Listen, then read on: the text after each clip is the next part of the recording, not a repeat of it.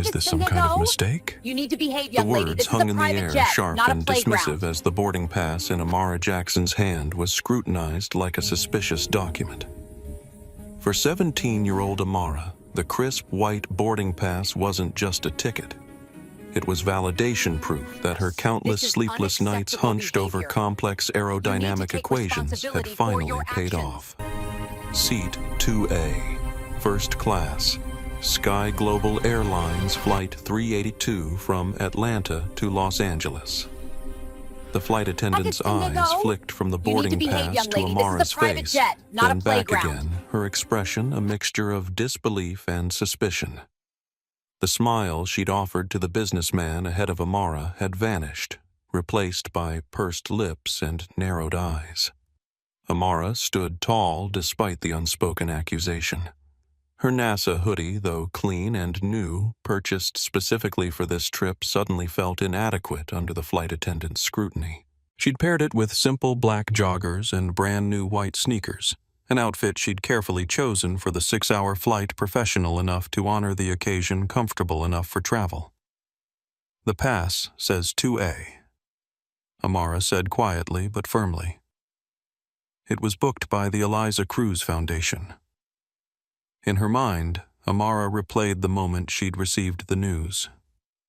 6 months of work on her revolutionary winglet design, a modification that could reduce aircraft drag by 4.3%, potentially saving millions in fuel costs annually, had earned her the inaugural Eliza Cruz Memorial Scholarship for Young Innovators. The prize included a substantial educational grant and an all-expenses-paid trip to Los Angeles to present at the prestigious AeroVision Innovation Summit. Professor Daniels, her mentor at the Advanced STEM program, had hugged her tightly when the email arrived. "They don't just give first-class tickets to anyone, Amara," he'd said. "This is their way of saying you belong in those spaces. You earned this." Now, standing in the jet bridge with a line forming behind her, that sense of belonging was being questioned before she'd even boarded. "The Eliza Cruz Foundation," the flight attendant repeated slowly as if testing the truthfulness of the words. Her name tag read, "Victoria Palmer Senior Cabin Crew." Behind Amara, an impatient sigh cut through the air. "Is there a problem?" a woman's crisp voice demanded. "Some of us have connections to make." Amara turned slightly. The voice belonged to a woman in her mid-40s wearing a tailored cream blazer over a silk blouse, her blonde hair pulled back in an immaculate low bun. A diamond tennis bracelet glinted on her wrist as she checked her watch, an obvious gesture of impatience. "It shouldn't be much longer," Amara said with a politeness that belied her discomfort. The woman gave Amara a dismissive once-over, her eyes lingering on the NASA hoodie before looking away, clearly having categorized Amara as not worth her attention. Victoria handed back the boarding pass with obvious reluctance. "It appears to be in order," she said, her tone suggesting the opposite. "First class is through the door, first section on your left. Try not to block the aisle while getting settled." The instruction was delivered as if Amara had never been on an airplane before, though this was her 7th flight, just her first in first class, and her first alone. Amara stepped into the aircraft, immediately enveloped by the distinctive atmosphere of a premium cabin. The air was different here. Cooler, somehow cleaner, the lighting softer. The ceiling seemed higher. The sound was different too, less of the plastic rustling and shuffling that characterized the economy sections. She was used to more of a hushed, dignified murmur. The first-class cabin of the Boeing 787 contained just 16 seats arranged in 4 rows of paired pods.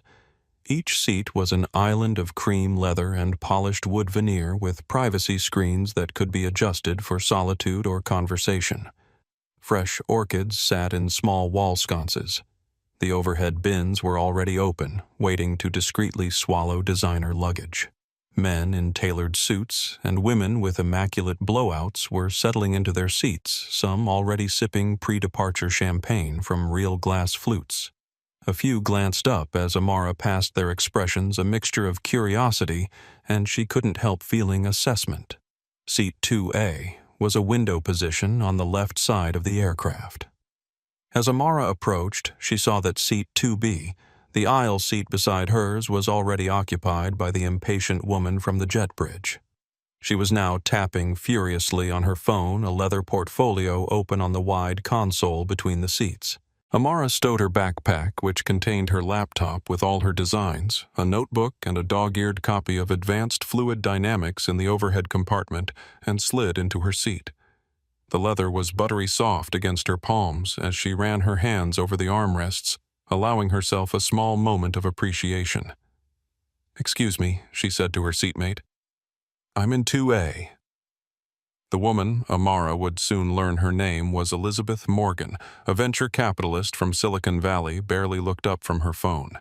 She shifted slightly to allow Amara to settle, but didn't offer a greeting or even eye contact. Instead, she angled her body away from Amara, creating a clear physical boundary between them. The message was unmistakable. "You may have been assigned this seat, but you don't belong in my space." Amara took a deep breath and turned to look out the window at the Atlanta tarmac. The morning sun glinted off the wings of the aircraft, highlighting the very area where her innovative winglet design would theoretically be installed. She allowed herself a small smile at the thought. Whatever these people thought of her, they couldn't take away what she'd accomplished. Her thoughts were interrupted by the arrival of a younger flight attendant, a woman in her mid-20s with a name tag that read, Sophia Rodriguez. Sophia moved through the cabin with careful efficiency, offering pre-departure beverages to each passenger. "Good morning, sir. Would you care for champagne water or orange juice before takeoff?" she asked the businessman in 1C. "Champagne, please," he replied without looking up from his newspaper. Sophia served him, then moved to the woman in 1D. "Good morning, ma'am. Would you care for champagne water or orange juice?" The pattern continued as she worked her way through the cabin. When she reached row 2, Sophia offered the same options to Elizabeth, who requested sparkling water with lemon. Sophia poured it with practiced grace, placed it on Elizabeth's console with a cocktail napkin, then, to Amara's confusion, walked right past her to serve the passengers in row 3. Amara waited, assuming Sophia would circle back. Perhaps she had forgotten or was following some first-class service pattern Amara wasn't familiar with. But 10 minutes passed, and as the cabin door was about to close, Amara remained the only passenger without a pre-departure beverage. The message, intentional or not, was clear: she was invisible. With a mixture of hesitation and determination, Amara pressed the call button above her seat. The small chime echoed in the quiet cabin. It was Victoria who appeared, her posture stiff with barely concealed annoyance. "Yes," she said, the word clipped short. "I'm sorry to bother you." Amara said, her voice low so as not to attract attention, "but I think I was missed during the beverage service." Victoria's eyes flicked over Amara's empty console. "The pre-departure service is a courtesy," she said, emphasizing the word. "We're preparing for takeoff now, and we're quite busy. I'll have Sophia bring you something once we're in the air." She turned and walked away before Amara could respond. Elizabeth made a small sound, almost a scoff, as she sipped her sparkling water, a tiny, self-satisfied smirk playing on her lips.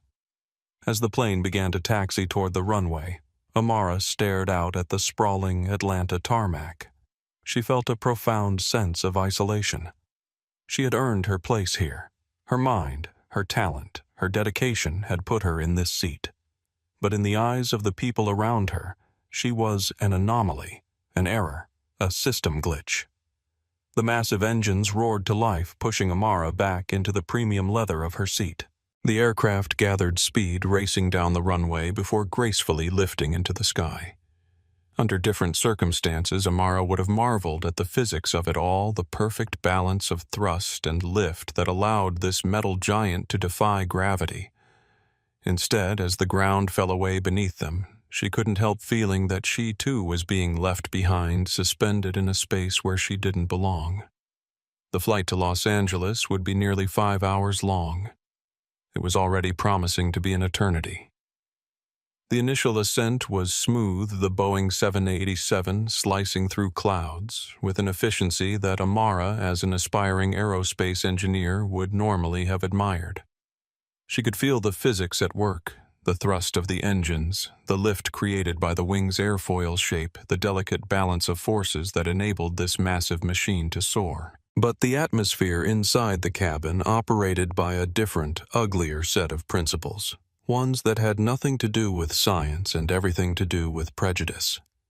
Once they reached cruising altitude, the choreography of first-class service began in earnest. Victoria orchestrated it like a conductor leading an exclusive symphony, her movements precise and practiced. Hot towels were distributed with a flourish to everyone except Amara. Menus bound in soft leather were presented to each passenger with personalized greetings, everyone except Amara. Mr. Donovan, would you prefer the mimosa or the Bloody Mary? This morning? I remember you enjoyed the latter on your flight to Chicago last month. Ms. Morgan, we have that Chilean sea bass you praised on your last trip. Chef has prepared it with a new citrus glaze I think you'll appreciate. Victoria moved through the cabin with practiced efficiency, addressing many passengers by name, clearly familiar with their preferences. When she reached row 2, she positioned herself between the aisle and Elizabeth's seat, physically angling her body to exclude Amara from the conversation. Ms. Morgan, can I interest you in the braised short rib or perhaps the herb-crusted salmon today?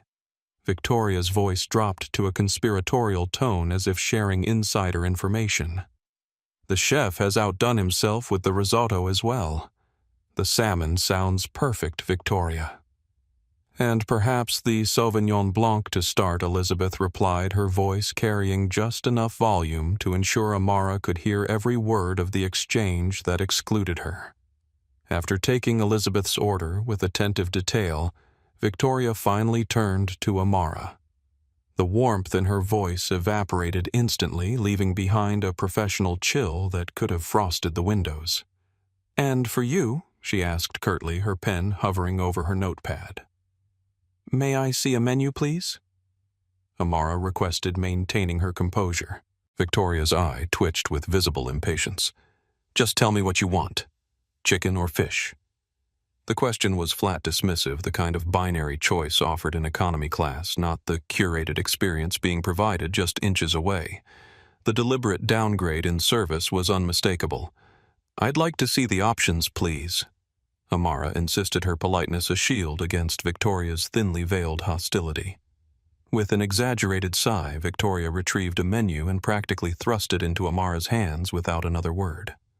Amara quickly scanned the gourmet descriptions, her appetite having long since disappeared beneath the weight of anxiety and exclusion. "The risotto, please," she said, handing the menu back. "And just water to drink, thank you." Victoria noted it with a quick scribble and moved on without confirmation or pleasantry, leaving Amara with the distinct impression that her order might never be fulfilled. An hour later, the meal service was in full swing. The clinking of real silverware against fine china filled the cabin. The businessman in 1A was enjoying his perfectly seared filet mignon. Elizabeth Morgan was delicately spearing bites of her herb-crusted salmon. Around Amara, conversations flowed as easily as the premium wines being poured. Amara's console table remained conspicuously bare. She watched as Victoria and Sophia moved through the cabin with practiced efficiency, refilling wine glasses, offering fresh bread from wicker baskets, checking on passengers' satisfaction. They navigated around her as if she were invisible, or worse, an obstacle to be avoided. It was no longer a simple oversight. It was a deliberate, calculated act of exclusion, a power play designed to make her feel so uncomfortable, so unwelcome that she would shrink into herself and disappear. Amara refused to give them the satisfaction. She would not break. She would not cause a scene that would only reinforce whatever prejudices were at work. Instead, she pulled her laptop from her backpack, the familiar weight of it reassuring in her hands. She opened the file containing her winglet design, the complex 3D rendering filling the screen with blues, greens, and purples, representing airflow patterns and pressure gradients. The graceful curves and precise angles of her innovation were displayed in high-resolution detail. This was her territory. Here she was not just adequate, she was exceptional. Elizabeth Morgan, having finished her salmon, glanced over at Amara's screen. Her eyes narrowed at the complex schematics. "What is that? Some kind of video game?" she asked, her voice dripping with condescension. The question caught Amara off guard, both the sudden interest from someone who had been pointedly ignoring her and the breathtaking dismissiveness of the assumption. "No," Amara replied evenly. "It's a HIAD model for an aerodynamic winglet I designed. It reduces drag by 4.3% compared to current models." Elizabeth raised an expertly shaped eyebrow. "A winglet? For what?" "For commercial aircraft," Amara explained. "It could save airlines millions in fuel costs annually." It won the Eliza Cruz Memorial Scholarship. For the first time, a flicker of uncertainty crossed Elizabeth's face. The name Cruz clearly registered it was a prominent name in both aviation and venture capital circles. But the cognitive dissonance was too great. The young black girl in the NASA hoodie in front of her couldn't possibly be connected to that world. "The Cruz Scholarship," Elizabeth repeated slowly, testing the words. "That's ambitious." The patronizing compliment hung in the air between them, technically polite but laced with disbelief. Elizabeth turned away, effectively ending the conversation, but Amara could see the gears turning in her head as she reassessed or perhaps just questioned her initial judgment. The moment was interrupted by Victoria's arrival to clear Elizabeth's plate. She noticed Amara's laptop and her expression hardened. "Miss," she said sharply, "I'm going to have to ask you to put that away now. The meal service is still in progress and the light from your screen could be disturbing to other passengers." Amara looked around confused. At least 3 other passengers had laptops or tablets illuminating their faces. The businessman in 1A was reading the Wall Street Journal on a large iPad Pro. A woman in 3C was watching a movie on her laptop. But Amara began gesturing discreetly toward the other devices, the other passengers. "The other passengers," Victoria cut her off, her voice sharp enough to draw attention, "are not my concern right now. You are. Put it away. Now." The public admonishment was a punch to the gut. A wave of heat washed over Amara's face as she felt the stares of the other passengers. It was one thing to be ignored, but it was entirely another to be publicly disciplined for a transgression she wasn't committing. Humiliation coiled in her stomach as she carefully saved her file, closed her laptop, and slid it back into her backpack. She turned her face toward the window, pressing her forehead against the cool glass as she watched the endless expanse of clouds below. They were winning. They were making her feel small. They were making her disappear.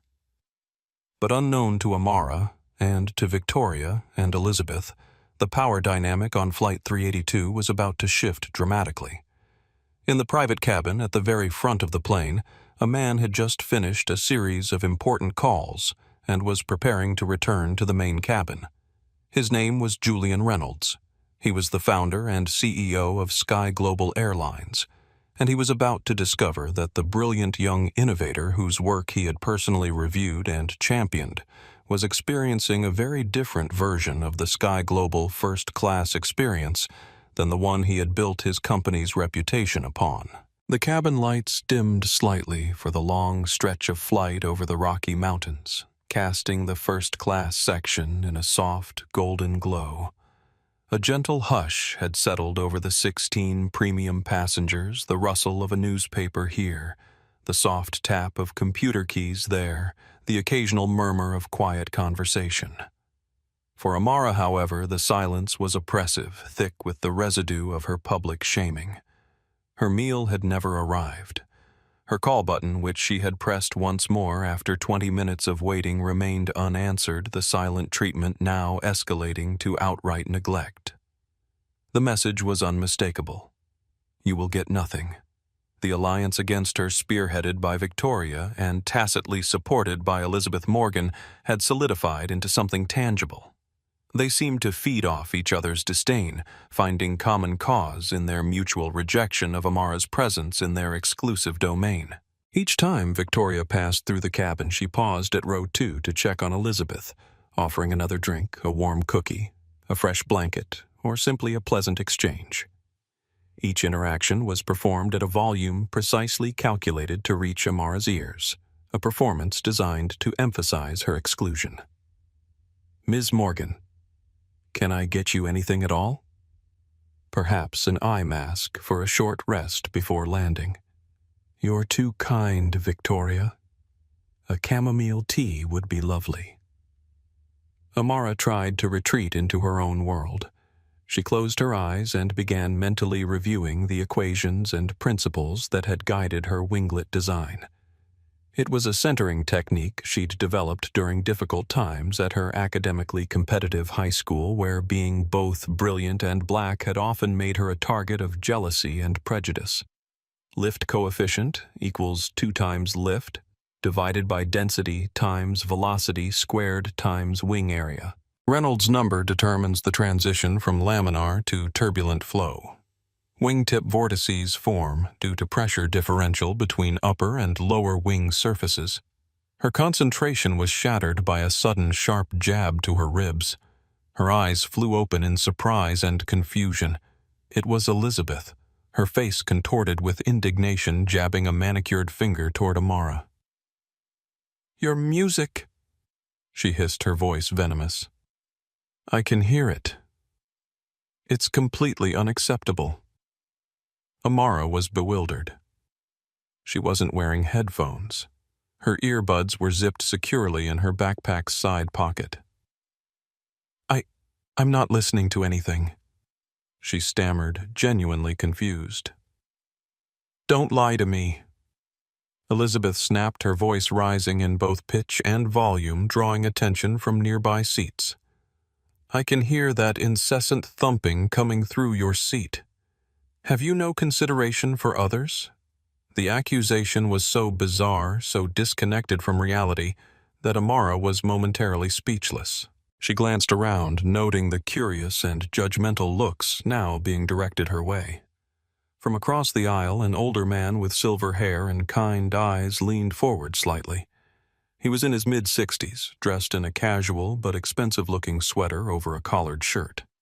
His name was Thomas Wilson, a retired professor of ethics at Columbia University, though Amara wouldn't learn this until later.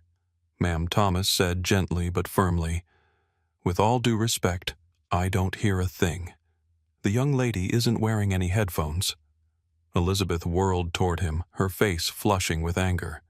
"You mind your own business. I know what I'm hearing." She jabbed the call button with such force that it made a sharp, audible click. Victoria materialized almost instantly, as if she'd been hovering nearby, waiting for just such a summons. "Is there a problem, Ms. Morgan?" Victoria asked, her voice syrupy with concern, though her eyes immediately fixed on Amara with undisguised accusation. This girl, Elizabeth, spat the word like it tasted bitter as blasting her music. "I've asked her to turn it down, and she's lying about it. I cannot be expected to tolerate this lack of decorum in first class." Victoria didn't ask Amara for her side of the story. She didn't look for headphones or any source of music. She simply accepted Elizabeth's complaint as irrefutable fact, just as she had on the ground in Atlanta when looking at Amara's boarding pass. She loomed over Amara's seat, her presence oppressive. "I warned you about being a disturbance," Victoria said, her voice low and threatening. "This is a premium cabin with certain standards of conduct. If I receive one more complaint, I will have the captain radio ahead, and you will be met by security personnel upon landing in Los Angeles. Do you understand me?" The threat hung in the air, cold and terrifying. Security for what? For a crime she hadn't even committed, for simply existing in a space where she wasn't expected. The injustice was so profound, so overwhelming, that Amara felt a tremor run through her body. Tears pricked at the corners of her eyes, hot and sharp, but she fought them back with every ounce of willpower she possessed. She would not let them see her break. I understand, she managed her voice, a strained whisper. Good Victoria said, a triumphant gleam in her eye. She turned back to Elizabeth with a reassuring smile. It's been handled, Ms. Morgan. I am so sorry you were disturbed. Elizabeth settled back into her seat with the air of a queen whose loyal guard had just vanquished a peasant. Thank you, Victoria. Your professionalism is why I always choose Sky Global. The scene was over. The verdict delivered. Amara was guilty.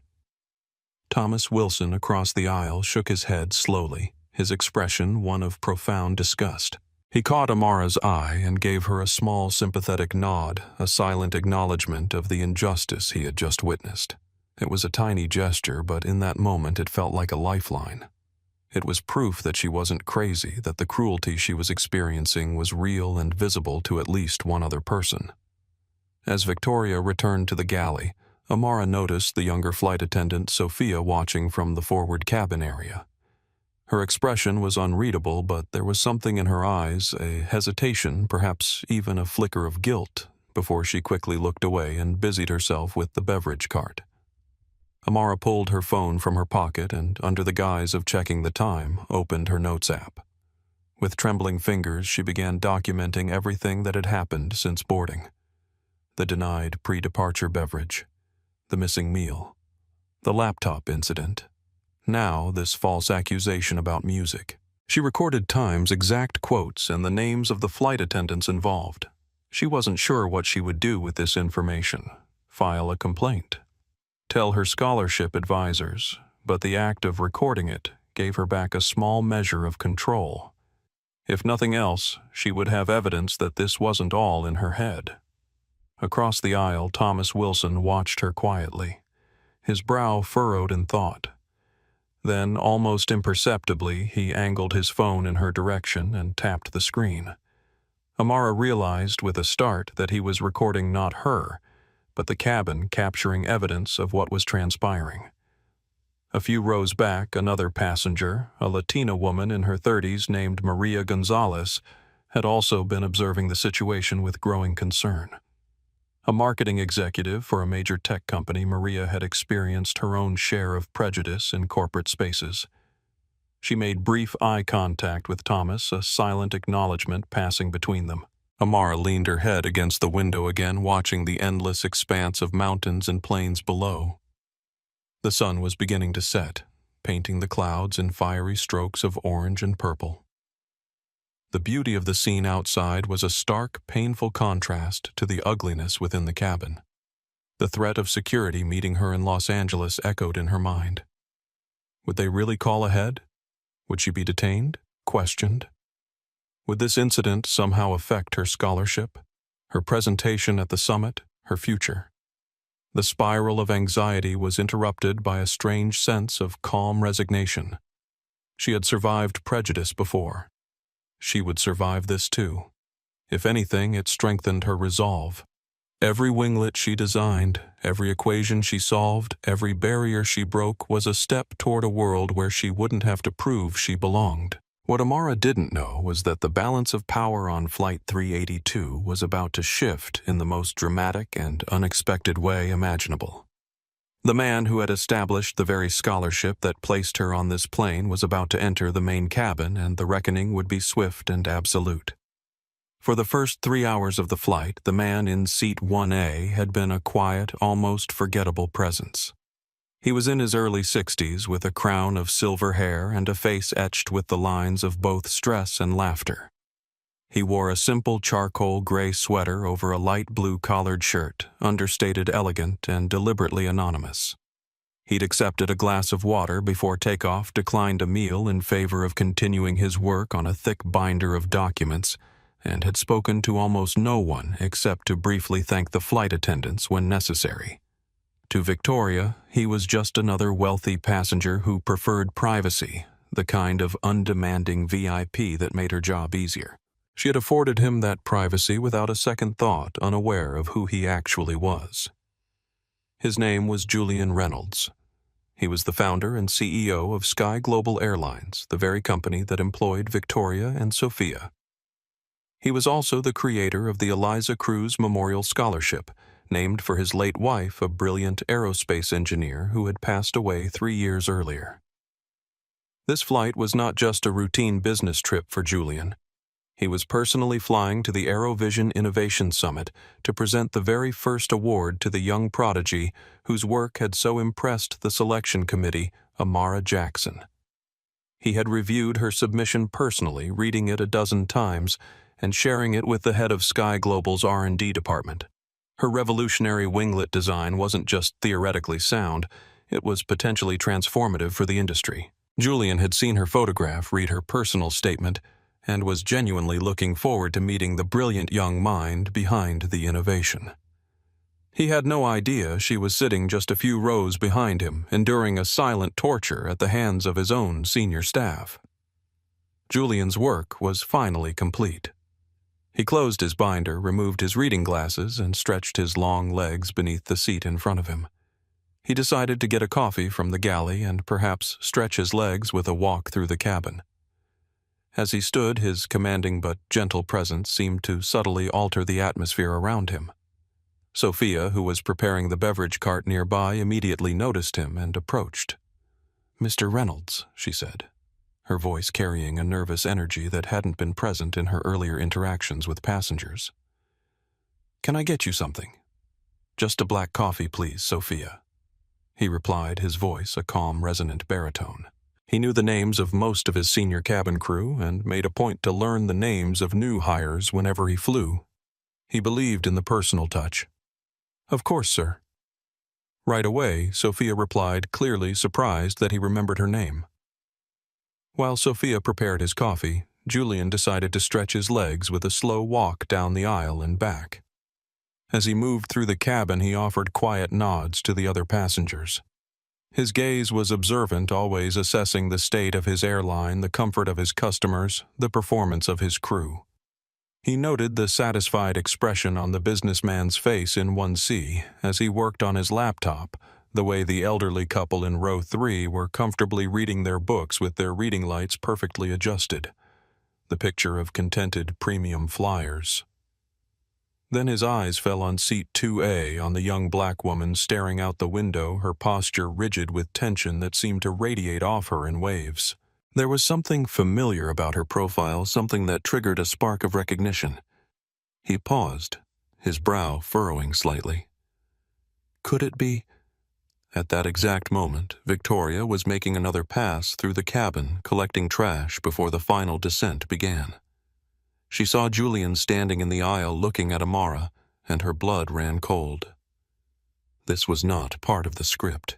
The CEO was meant to stay in his seat anonymous and oblivious to her carefully managed cabin hierarchy. She hurried over a brittle smile plastered on her face. "Mr. Reynolds, is everything all right? Can I assist you with something?"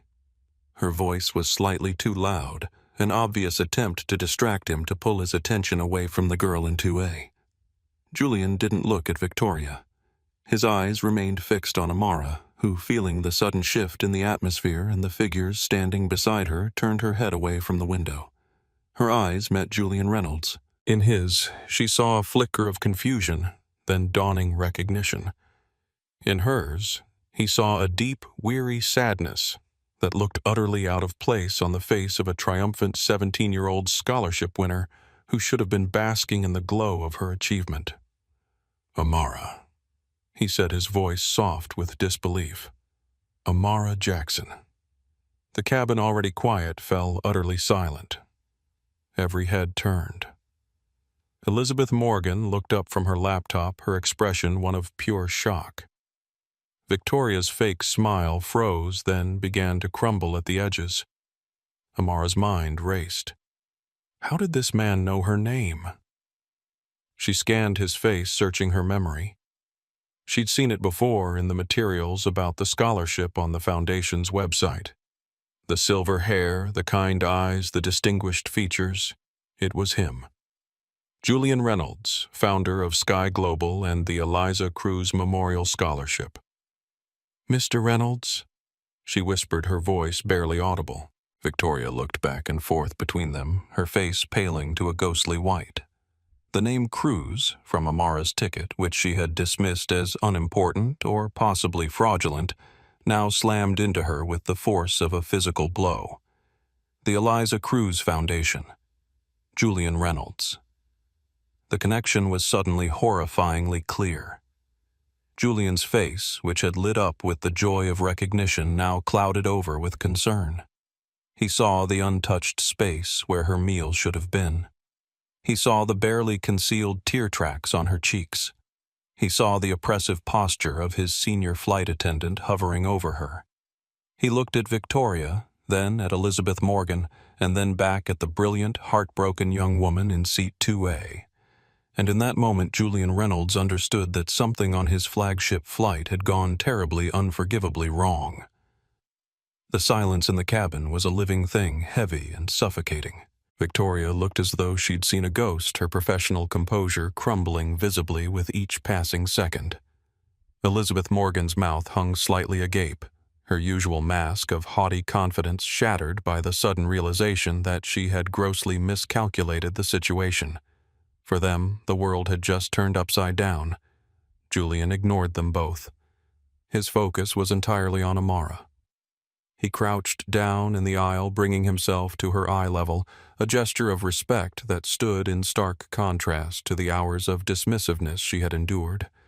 "I am so incredibly sorry," he said, his voice filled with genuine warmth and sincerity that reached through the cold armor Amara had been forced to construct around herself. "I was going to surprise you at the summit, but I suppose the surprise is on me. I had no idea we'd be on the same flight. I should have checked the passenger list." He reached out and gently took her hand. "My name is Julian Reynolds. My late wife, Eliza, would have been absolutely amazed by your work. What you've accomplished with your winglet design is remarkable, Amara. Pure genius." Tears that Amara had refused to shed in the face of cruelty now welled up in response to kindness.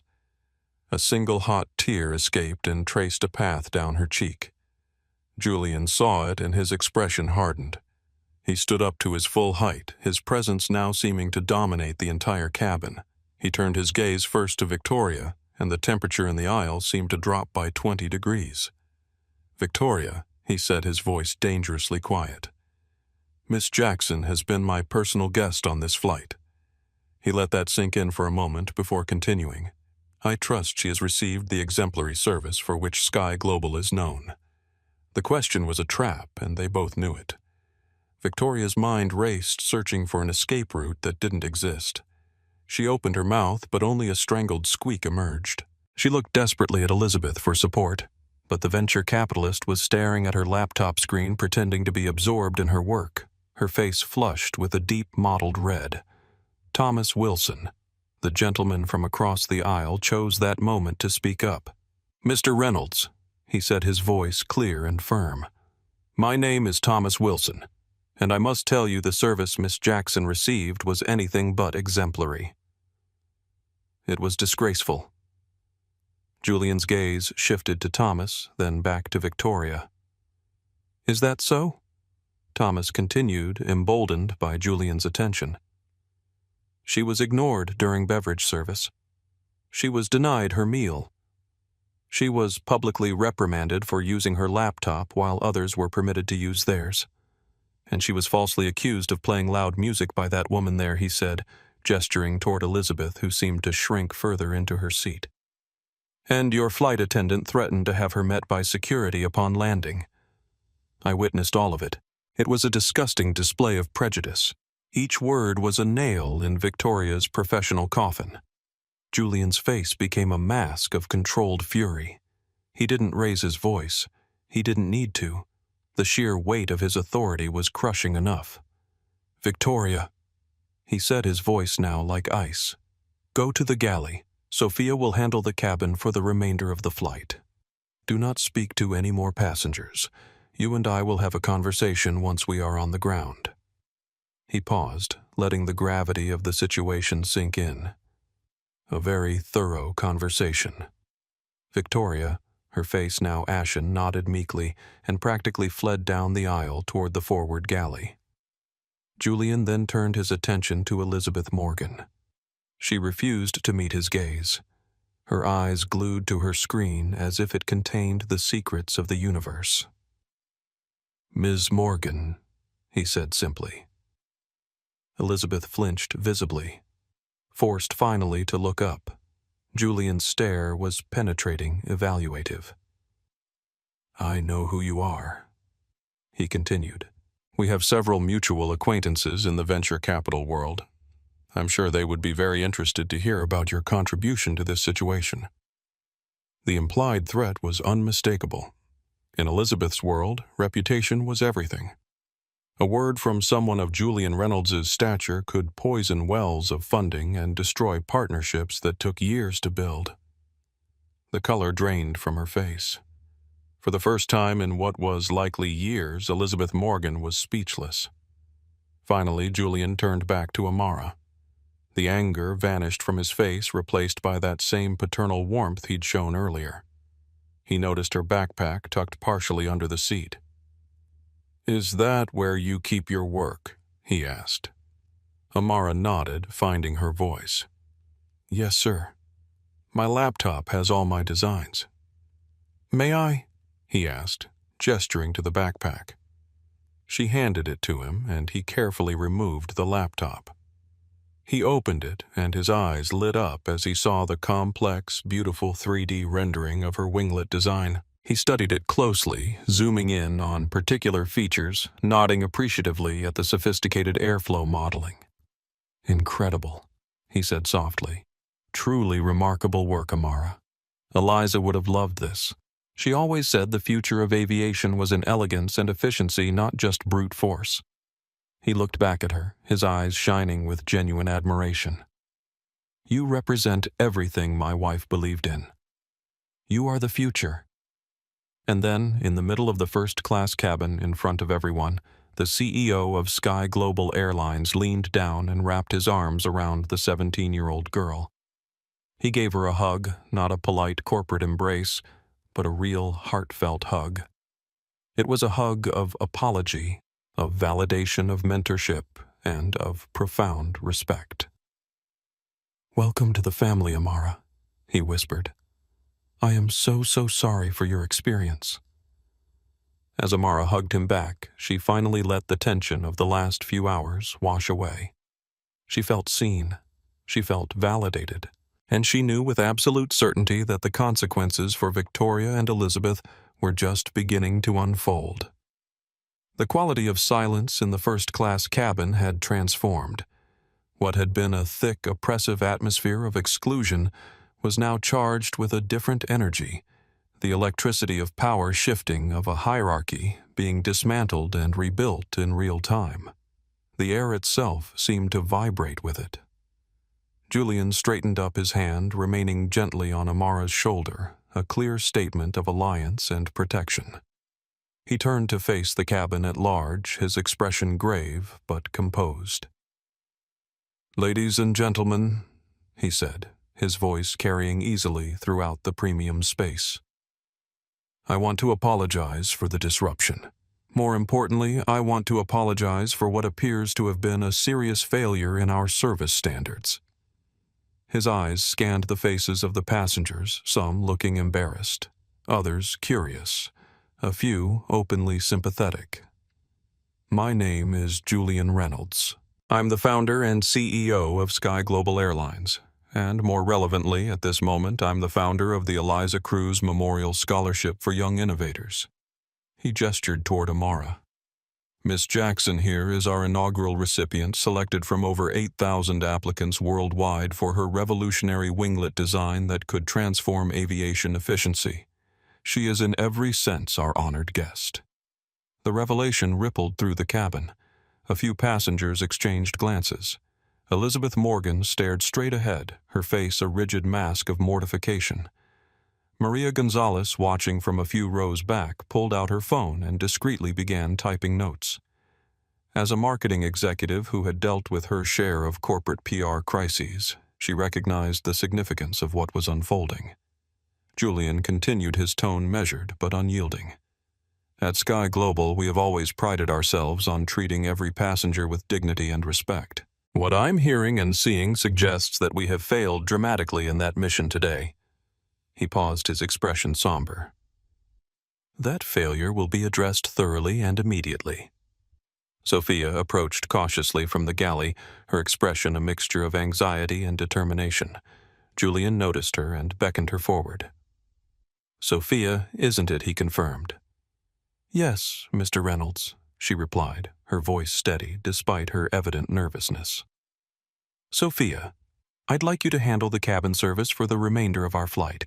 Please ensure that Miss Jackson receives whatever she would like and that all passengers are comfortable for our descent into Los Angeles. Of course, Sir Sophia nodded, then turned to Amara. Miss Jackson, can I bring you anything? Perhaps some food? You haven't had a chance to eat. The simple acknowledgement of this fact stated plainly in front of everyone was its own form of validation. The deliberate neglect was being recognized, not hidden or excused. Just some water and maybe a sandwich if you have one, Amara replied, still feeling slightly dazed by the dramatic turn of events. Right away, Sophia assured her, then hesitated. And I'm sorry. I should have done better. The quiet admission hung in the air, a small but significant acknowledgement of complicity through inaction. Julian nodded slightly, noting the apology before turning his attention back to the cabin. I'd like to thank Mr. Wilson for speaking up, he said, addressing Thomas directly. Your willingness to bear witness to what you observed is greatly appreciated. Thomas nodded solemnly. Some things shouldn't be allowed to happen in silence, Mr. Reynolds. Julian agreed with a slight inclination of his head. Indeed. He then turned to Elizabeth Morgan, who was still desperately avoiding eye contact. His voice dropped, becoming private but not exactly gentle. Ms. Morgan, I believe you owe Miss Jackson an apology. Elizabeth's head jerked up, her eyes wide. Being directly addressed left her no room to continue pretending to be elsewhere. She swallowed hard, her throat working visibly. There was a misunderstanding. She began weakly. Julian's expression didn't change, but something in his eyes hardened. Was there, about the headphones that weren't there, about the music that wasn't playing? Or was the misunderstanding more fundamental about who belongs in which spaces? The direct challenge left Elizabeth speechless again. After a painfully long moment, she turned slightly toward Amara. I apologize for the confusion. She said the words mechanical and clearly reluctant. Julian waited his expectant silence, making it clear that this perfunctory statement was insufficient. Under the weight of his stare, Elizabeth continued. I was mistaken about the music, and I should not have spoken to you that way. I apologize. It wasn't heartfelt, but it was better. Julian seemed to decide it was enough for now and nodded once in acknowledgement. Sophia returned with a tray for Amara, a selection of premium sandwiches, fresh fruit cookies, and a sparkling water with lemon.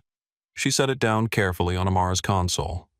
Please let me know if you need anything else, she said, her tone warm and genuine. As Sophia moved away to attend to other passengers, Julian glanced at his watch. We'll be beginning our descent into Los Angeles in about 40 minutes, he noted, then looked back at Amara. If you're comfortable with it, I'd like to join you for the remainder of the flight. I'd love to hear more about your design approach. I'd like that. Amara said, a small smile finally appearing.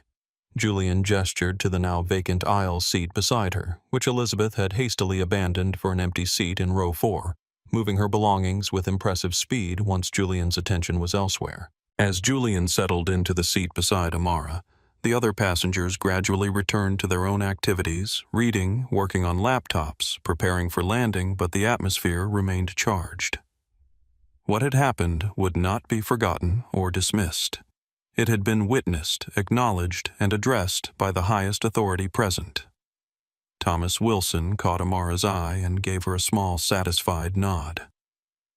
Maria Gonzalez continued making notes on her phone, occasionally glancing toward the CEO and the young scholar now engaged in animated conversation about winglet design principles.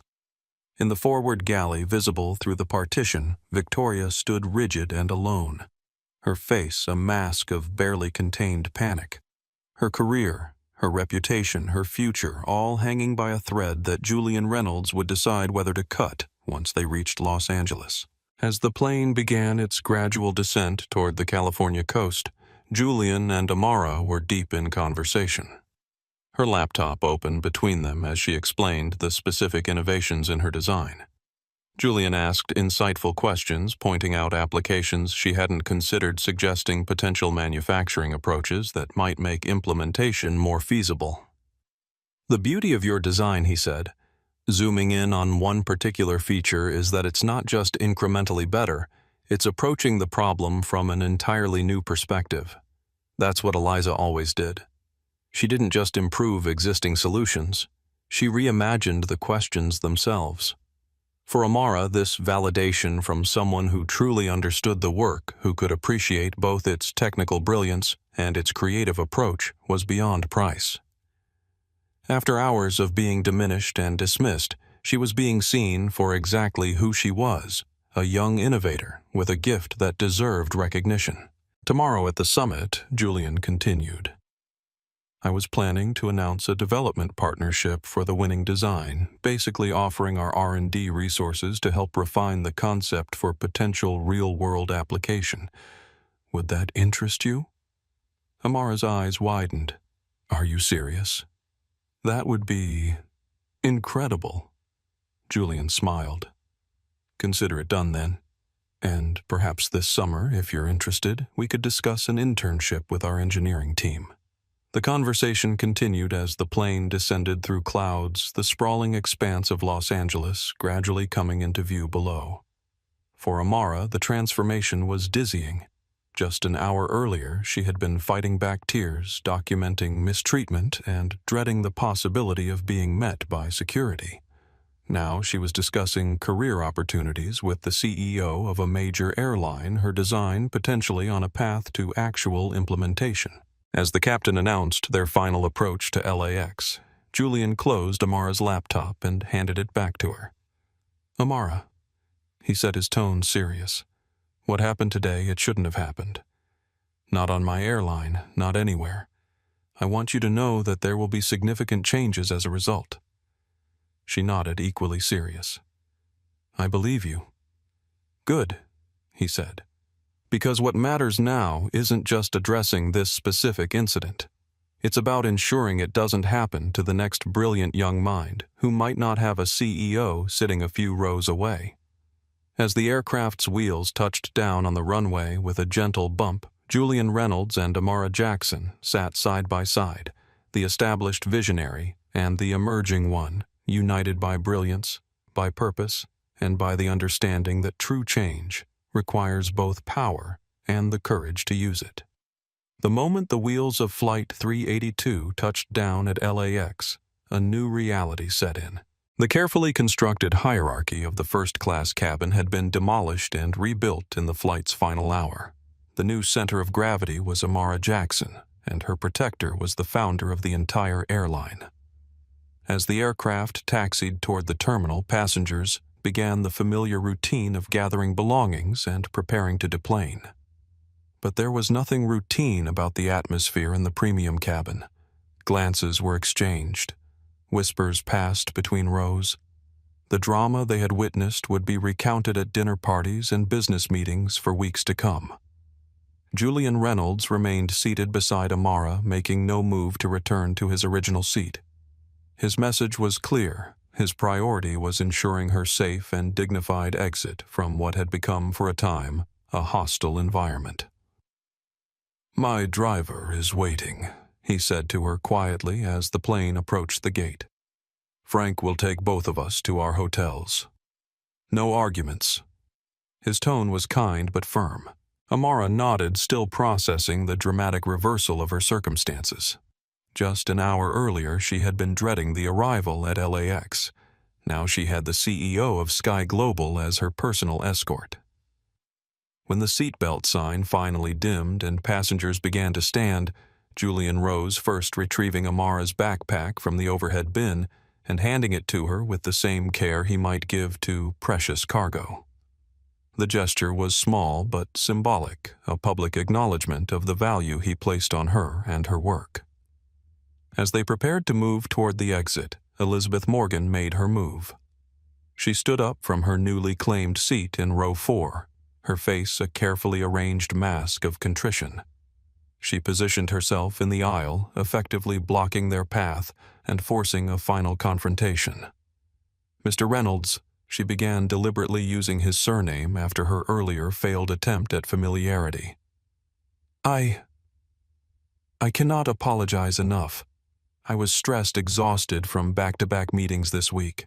I completely misread the situation. It was unforgivable." Julian regarded her steadily, his expression unreadable. He didn't respond immediately, allowing the uncomfortable silence to stretch between them. The other passengers watched, riveted by this final act in the drama. "The thing about character Ms. Morgan," he finally said, his voice cool and measured, "is that it isn't defined by how you act when you're fresh and well-rested. It's defined by how you act when you're tired and stressed. You showed us exactly who you are today."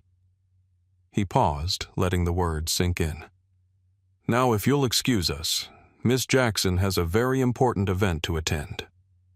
He gently guided Amara around Elizabeth. Leaving the venture capitalist standing alone in the aisle, her apology rejected her status, rendered meaningless. She had likely never been dismissed so thoroughly in her entire professional life. Julian and Amara were the first to step off the plane. At the end of the jet bridge, a stone-faced Sky Global gate agent was waiting with Victoria. The senior flight attendant's helmet of blonde hair was no longer perfect. A few strands had come loose, and her eyes were red-rimmed with barely contained panic. "Victoria, I need your ID badge and wings," Julian said, his voice leaving no room for negotiation. "You are on administrative leave effective immediately. Do not report for your next scheduled shift. You will be contacted by Human Resources to schedule a formal review, and I strongly suggest you bring union representation." Victoria's hands trembled as she unpinned the plastic ID badge and metal wings that represented her entire career at Sky Global. She handed them over without protest, her gaze fixed on a point of utter despair somewhere on the floor. She couldn't bring herself to look at Amara. Julian turned to the gate agent. "Please escort Ms. Palmer to the crew lounge and arrange for transportation to take her home. She is not to access any secure areas or crew facilities." "Yes, Mr. Reynolds," the agent replied, her expression a mixture of awe and apprehension at witnessing such a high-level disciplinary action. As Julian and Amara walked away toward baggage claim, the first ragged sob escaped from Victoria, a raw, broken sound that echoed down the sterile airport corridor. Amara felt a complex mix of emotions. There was vindication, certainly, justice being served. But there was also a strange, unexpected twinge of empathy. Victoria's career was likely over, at least at Sky Global, possibly in the industry as a whole. The consequences of her actions were real and severe. "Are you all right?" Julian asked, noticing her expression. "Yes," Amara said after a moment. "Just processing everything." Julian nodded, understanding. "It's complex, isn't it? Taking no action would have been wrong, but there's rarely joy in watching someone face the consequences of their actions, even when those consequences are deserved." "Exactly," Amara agreed, impressed by his perception. They were met at baggage claim by Julian's driver, a tall, dignified man in his 50s named Frank. He greeted his boss warmly, then turned to Amara with a respectful smile. "You must be Miss Jackson. It's a pleasure to meet you. Mr. Reynolds has mentioned your work." "He has?" Amara asked, surprised. Frank nodded. "He was quite impressed by your designs. Mentioned it might change how we think about wing efficiency." Julian smiled slightly. Frank was an Air Force mechanic before joining Sky Global. He understands more about aircraft than most of our executives. As they settled into the plush leather seats of a black Lincoln Navigator, Amara finally allowed herself to fully process the extraordinary reversal of her day. That morning, she had been a nervous teenager on her first solo flight, excited but apprehensive about the journey ahead. Hours later, she had endured humiliation and discrimination, only to be recognized and championed by one of the most powerful figures in the aviation industry. "Mr. Reynolds," she began hesitantly, "you didn't have to do all that." Julian turned to her, his face serious. "Amara Sky Global is more than just a company to me. It's a legacy. What happened to you today isn't just a service failure, it's a cancer that can destroy everything we've built." He looked out the window briefly, his expression distant. "My wife Eliza faced that kind of dismissive prejudice her entire career. People constantly underestimated her because she was a woman in a traditionally male field. She fought every day to be seen for her brilliance, not her gender." He turned back to Amara. "The foundation. This scholarship, they're meant to build a world where brilliant minds like yours are judged only by the quality of their work. What Victoria and Miss Morgan did was a betrayal of everything Eliza stood for, and I will not tolerate it in my company or in my presence." His voice was quiet but intense. "This is only the beginning, Amara. The changes we need to make are much deeper than just disciplining one flight attendant." Amara was silent for a moment, absorbing his words. He wasn't just defending a passenger. He was defending his wife's memory, her legacy, and the future she had wanted to build. "Thank you," she said simply. During the drive to the hotel, Julian was on his phone making calls in a voice that was calm but carried unmistakable authority. "Sarah, it's Julian. I need you to open a full investigation into the conduct of Senior Flight Attendant Victoria Palmer. Yes, Flight 382 today. I want her entire service record pulled, every complaint, every commendation. I want interviews with every member of her crew, past and present. I have a witness, a Mr. Thomas Wilson, who was in seat 3C. Get his contact information from the manifest and offer him whatever assistance he needs to provide his account. I want this handled by the book, but I want it handled swiftly." After ending that call, he made another. This one was shorter, but potentially more damaging for Elizabeth Morgan. "David, it's Julian Reynolds. I'm fine, thank you.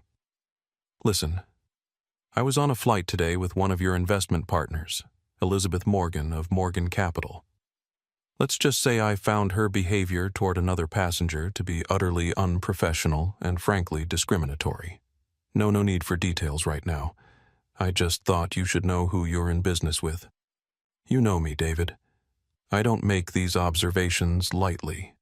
Yes, exactly. Reputation is everything in your world. Talk soon." He hung up, not needing to say more. He had just planted a seed of doubt about Elizabeth Morgan's character directly into her professional network. David would tell 2 colleagues who would each mention it to 2 more. The quiet unraveling of Elizabeth's carefully cultivated professional image had begun. By the time they reached Amara's hotel, a 5-star property where Julian had personally arranged for her to have a suite, she understood that she had witnessed more than just an airline CEO correcting a service failure. She had observed a masterclass in the wielding of power and influence for a righteous cause. The navigator pulled up to the hotel entrance where a uniformed doorman rushed forward to open the car door. Before Amara stepped out, Julian placed a hand lightly on her arm. "Amara, the summit begins tomorrow at 10. My driver will collect you at 9. Tonight, order whatever you like from room service, get some rest, and remember you earned every bit of this recognition through your brilliant work. Don't let today's unpleasantness diminish that for even a moment." "I won't," she promised, feeling a new confidence in her voice. "Good," Julian smiled, "because tomorrow you're going to stand in front of the brightest minds in aviation and show them the future. And I, for one, can't wait to see it." As Amara walked into the luxurious hotel lobby escorted by a deferential bellhop, she felt something shift inside her. The fear and humiliation of the flight were receding, replaced by a steely determination. She would not be defined by how others had treated her, but by her own brilliance and resilience. Tomorrow would be her day, and the karma that Victoria Palmer and Elizabeth Morgan had set in motion was just beginning its descent. 3 elements defined Amara Jackson's ongoing legacy in the years that followed. First was her continuing technical innovation. The adaptive winglet technology she developed during her junior year at MIT became the industry standard, reducing aviation fuel consumption worldwide by an estimated 7.2% when fully implemented. The environmental impact was substantial, equivalent to removing millions of cars from the road, while the economic benefits made the technology irresistible even to carriers initially resistant to change. Second was the educational transformation sparked by the Amara Jackson STEM Flight Academy. What began as a single program in Atlanta expanded to 5 cities within 3 years, creating pathways for hundreds of underrepresented students to enter aerospace careers. Many cited Amara's story as their inspiration proof that brilliance could overcome barriers when supported by structural change and courageous allies. Most profound, however, was the cultural shift her experience catalyzed throughout commercial aviation. The Passenger Dignity Accord, initially adopted by Sky Global, became an industry benchmark. Carriers found that authentic respect, not just performative courtesy, created measurable business advantages through customer loyalty, employee retention, and brand reputation. For Amara herself, the most meaningful outcome wasn't professional recognition or even witnessing industry transformation. It was the quiet knowledge that a painful moment had been transformed into a powerful movement, that dignity denied had become dignity defined, defended, and ultimately delivered for countless travelers who would never know her name but would benefit from her journey. The seat you occupy, Amara often reminded the young engineers she mentored, is less important than the character you bring to it. And character tested by adversity, but strengthened by purpose, can change not just individual lives, but entire industries. Her story stands as proof that even at 37,000 feet, no one should ever be made to feel small, and that with the right combination of brilliance, resilience, and support, we can all rise to our greatest heights. If you found this story inspiring, please hit the like button to help others discover it too. Your subscription means you'll never miss another powerful tale of justice and transformation. Share this video with someone who needs to hear that their brilliance matters, regardless of how others might try to diminish it. Leave a comment below sharing a time when you witnessed someone standing up for what's right. Your stories inspire us all to be better.